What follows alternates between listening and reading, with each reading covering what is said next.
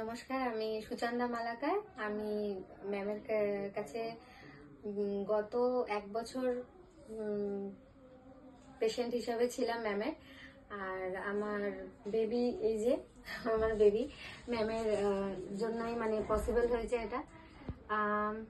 কি প্রবলেম ছিল না ছিল এগুলো আমি মানে এগুলো পুরোটাই ম্যামের ওপর ছেড়ে দিয়েছিলাম, এবং ম্যাম যেভাবে বলেছিলেন সেইভাবে চলেছিলাম।